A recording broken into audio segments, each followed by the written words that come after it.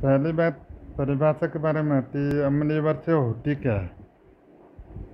अम्लीय वर्षा, अब वर्षा तो होती है न, वर्षा के अंदर अगर रासायनिक तत्व और प्रदूषित तत्व ये चीज़ मिल जाए तो वो क्या अम्ल में, वर्षा के रूप में अम्ल वर्षा का रूप बन जाता है। अब अम्ल वर्षा सांद्रित होकर जब पृथ्वी में आती है या जब धरती पे गिरती है तो वही अम्लीय वर्षा कहलाती है। या अम्लीय वर्षा, अमन प्लस वर्षा, मेन चीज़ यही है।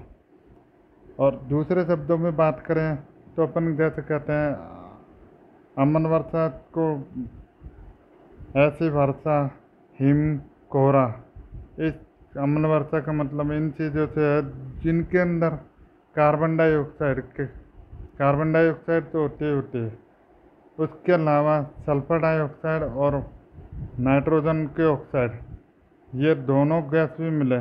ए हाँ, दोनों गैस भी मिले और इनसे मिलके तनु सल्फ्यूरिक अम्ल और नाइट्रिक अम्ल का निर्माण हो। अब अपने तनु सल्फ्यूरिक अम्ल को हम गंधक का तेजाब भी कहते हैं।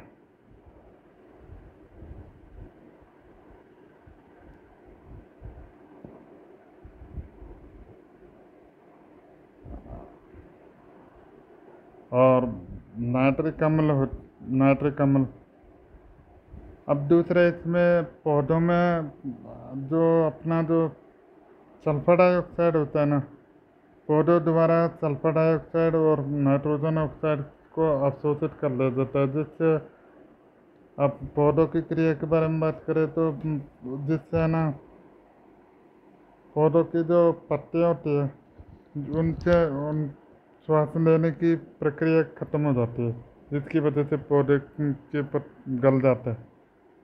और दूसरी बात, इमारतों में किस तरीके से इफेक्ट करती है या किस तरीके से अपना प्रभाव डालती है उसके बारे में।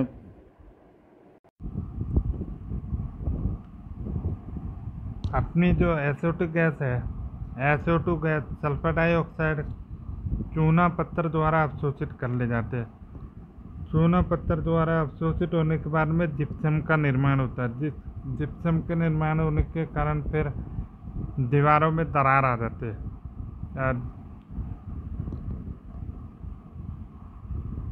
इमारतों में एसिड रेन का यही इफेक्ट होता है।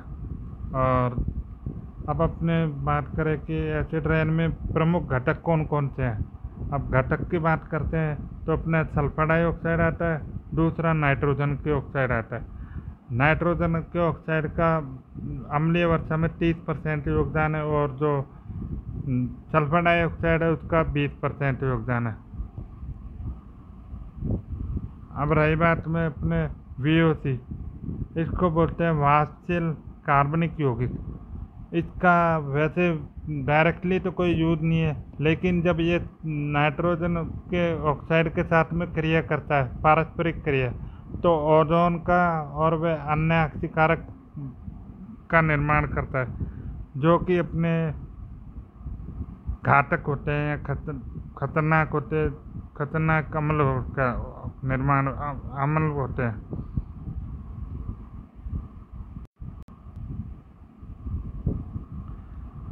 अब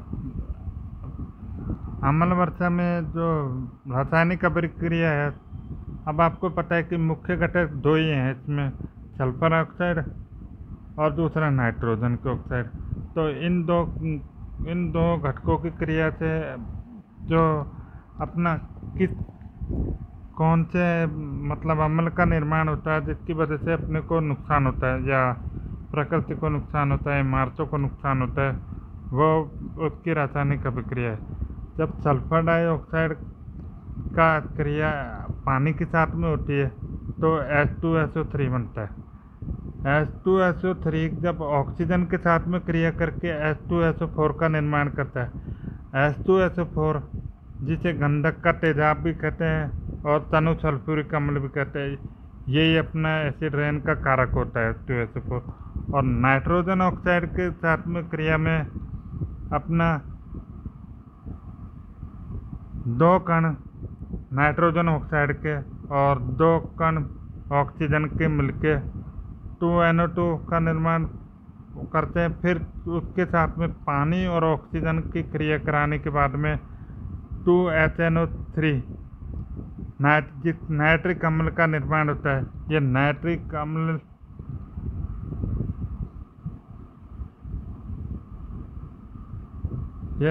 अम्ल ही एसिड रेन में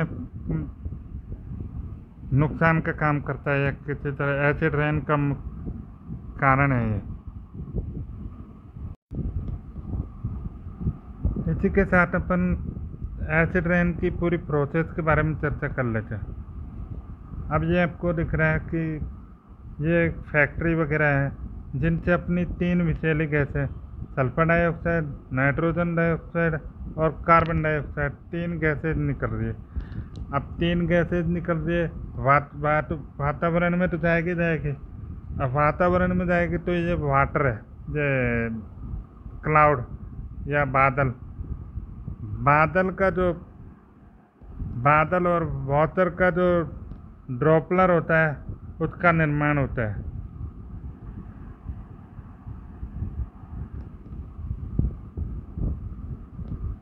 ये जो गैस और बादल का जो वाटर है, इनसे मिलकर वाटर ड्रॉपलर का निर्माण होता है, ड्रॉपलेट का निर्माण होता है। अब जो ही एसिड रेन का मुख्य कारण है। अब देखो, एसिड रेन भी तो एसिड रेन होने की वजह से यहाँ की पेड़ पत्तियाँ सूख गई और पेड़ के जल गए। और दूसरा, इसका इफेक्ट ये बिल्डिंगों में भी पड़ता है। सबके चित्र के अनुसार तो बिल्डिंग का इफेक्ट समझ में नहीं आ रहा है। अब अपन इसी दूसरा चित्र देखते हैं।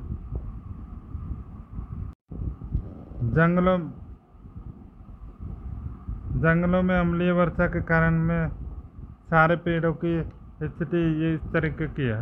अब देखो कि इसमें ना पत्ती रही है,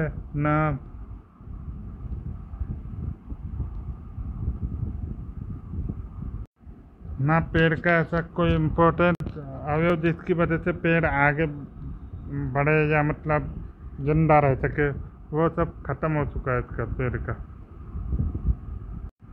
इसी की दूसरी तस्वीर में हम बात करते हैं तो अब एक मूर्ति को देख रहे हैं। अब ये मूर्ति, अब आपको ये डॉट डॉट डॉट दिखाई दे रहे हैं मूर्ति में, ये अम्ल वर्षा के कारण है। अब अपन ने क्या बोला था, SO2 जब चूना द्वारा सोख ली जाती है तब क्या जिप्सम का निर्माण होता है। जिससे दरारें पड़ जाती है। अब ये दरारें पड़ गई है, खुरदरा मान लो, जो भी है वो सिर्फ इस क्रिया के कारण हुआ है। अब इस तरह से आप समझ सकते हो कि अम्ल वर्षा के कारण प्राकृतिक रूप को प्रकृति के साथ साथ ये अपने सीमेंट के या फिर स्टील के या फिर अन्य चीज़ों को कितना नुकसान पहुंचता है।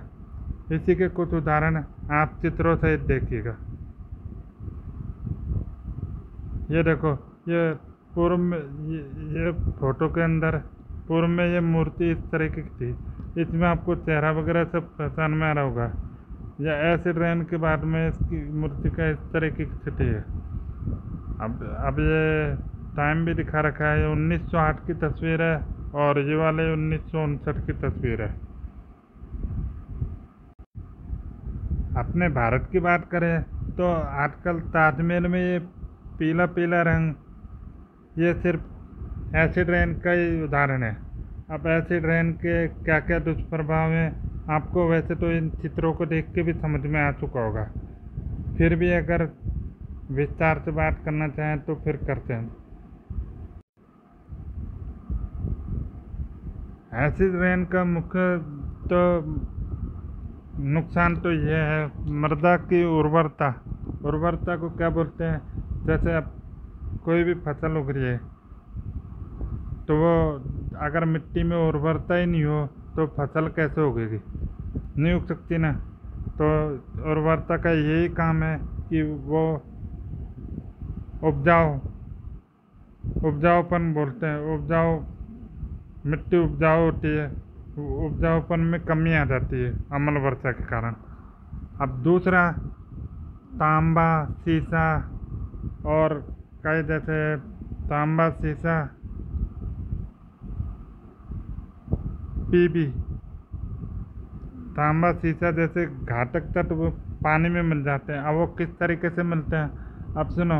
जैसे ये अम्ल वर्षा हो रही है, ये तांबा है और ये सीसा है, या अब जब अम्ल वर्षा हो रही है तो अम्ल इसको थोड़ा बहुत तो जलाएगा ही, और पानी के साथ ये बह के पानी में जाएगा।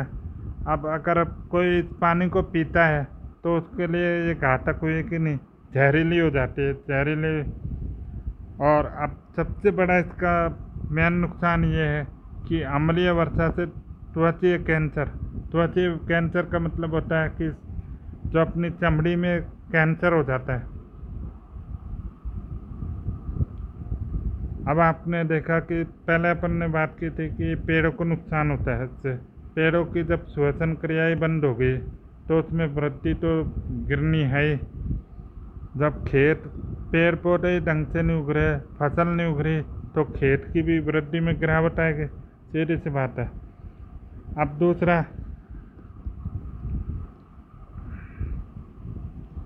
जब वर्षा के जल में अम्ल की उपस्थिति होती है ना,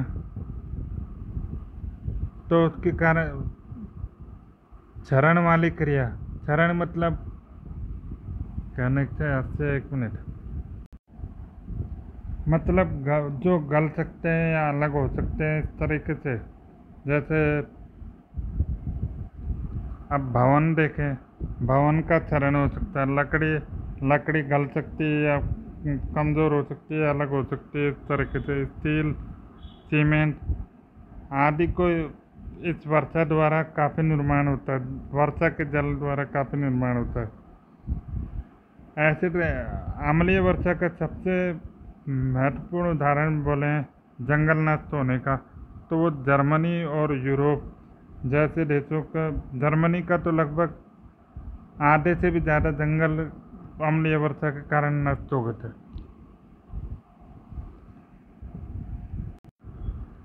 अब इन सब के साथ में सवाल ये आता है कि भारत में अम्लीय वर्षा के क्या क्या इफेक्ट रहा है, इफेक्ट है भी या नहीं है, तो क्या क्या प्रभाव रहे।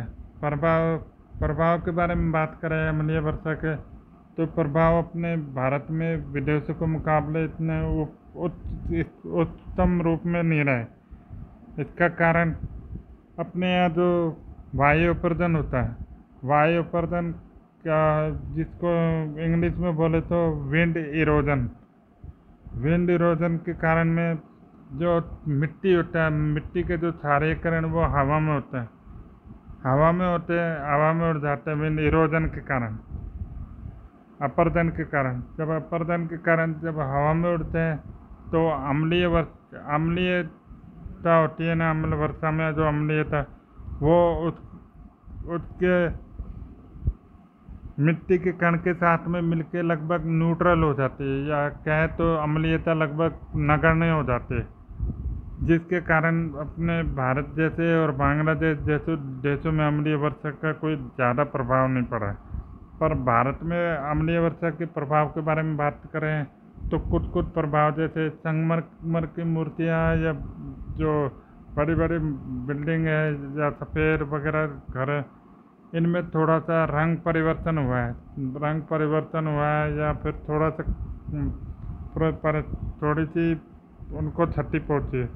अब क्षति पहुँचने की बात करें तो सबसे मेन उदाहरण अपने सामने ताजमहल के रूप में ये, इसके रंग में अम्ल वर्षा के कारण में रंग में बिल्कुल पीलापन हो चुका है, जिसका मुख्य कारण अम्ल वर्षा ही है।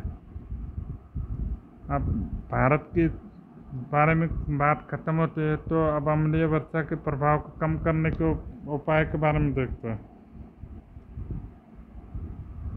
अब उपाय के रूप में पहली बात तो अपन कहेंगे कि नवीकरणीय जो स्रोत होते हैं उनका उपयोग करें। अब नवीकरणीय उपयोग का उपयोग करने का मतलब क्या है? नवीकरणीय ऊर्जा स्रोतों का उपयोग करने का मतलब क्या है? जैसे अपन पहले बिजली बनती थी वो कोयला को जला के बनती थी। अब कोयले को जलाएंगे तो अपन प्रदूषण तो होएगा ही होएगा। जब प्रदूषण होएगा तो वो बरसात के साथ में वो प्रदूषित गैस बरसात के साथ में आके अम्ल वर्षा करेगी, जिसके कारण अपन अब नवीकरणीय रूप से अगर वो ऊर्जा का निर्माण करें, जैसे सोलर पैनल के। और दूसरी चीज़ अपन झरनों से भी, पर झरनों से बिजली बनाने का काम तो लिमिटेड ही हो सकता है, या मतलब उसकी तो एक सीमा होती है, सीमा निश्चित है, उससे ज़्यादा तो बन नहीं सकता। अपने प्राकृतिक संसाधन जितने हैं उसके अनुसार ही बना सकते हैं। जबकि जो ये अपना सोलर ऊर्जा द्वारा अपने नवीकरणीय स्रोत से ऊर्जा का निर्माण कर सकते हैं। इस बात का उदाहरण का कुल कहने का मतलब यही है कि अपन नवीकरणीय ऊर्जा स्रोतों के उपयोग से प्रदूषण में कमी ला सकते हैं। प्रदूषण में कमी लाएंगे तो प्रदूषित गैस वातावरण में नहीं जाएगी, वातावरण में नहीं जाएगी तो क्या कहते हैं, अम्लीय वर्षा भी नहीं होगी, जिसके कारण अपने को अम्लीय वर्षा का नुकसान भी नहीं भोगना पड़ेगा। अब दूसरी बात करते हैं तो गैर प्रदूषणकारी वाहनों का उपयोग। एक तरह से तो ये भी नवीकरणीय स्रोत ही है। कैसे? अब नवीकरणीय स्रोत का मतलब कैसे दूसरे तरीके से कहे तो न्यू टेक्नोलॉजी है ना। तो अब वाहनों में भी न्यू टेक्नोलॉजी है। जैसे पहले करते थे डीजल पेट्रोल के इंजन का प्रयोग करते थे, आजकल इलेक्ट्रिक वाहन का प्रयोग कर रहे हैं। इलेक्ट्रिक वाहन के प्रयोग करने से क्या होगा, उसमें ऊर्जा की खपत कम होगी या फिर और प्रदूषण की भी कमी आएगी। अब तीसरा अपन उदाहरण ले मशीनरी के उपयोग में कमी। ये तो आज के समय में संभव नहीं है। संभव किसी तो अपन क्या कर सकते हैं, मशीनरी में भी नवीनीकरण नहीं कर सकते क्या? नवीनीकरण करेंगे तो वो कम घिसाव करेगी, कम खपत करेगी, कम गैस छोड़ेगी। और दूसरी बात, जब अपने पास पुरानी मशीनरी है तो अपन एक काम कर सकते हैं, प्रदूषित गैस को जो निकलती है कारखानों से में धुआं निकलता है उसको फिल्टर करके निकालें। जिसे फिल्टर करके निकालेंगे तो अपने ऊर्जा के जो विशुद्ध गैस है वो तो रुक जाएगी फिल्टर में, और जो शुद्ध गैस है वो बाहर आ जाएगी। शुद्ध तो कहने का मतलब थोड़ी सी जिससे वातावरण को कोई ज़्यादा नुकसान नहीं हो, वो बाहर निक्षेपित हो जाएगी। इसी तरीके से हम आज का टॉपिक एसिड रेन की समाप्ति करते हैं। अगर आपको अच्छा लगे तो अपनी राय कमेंट में ज़रूर दीजिएगा। धन्यवाद।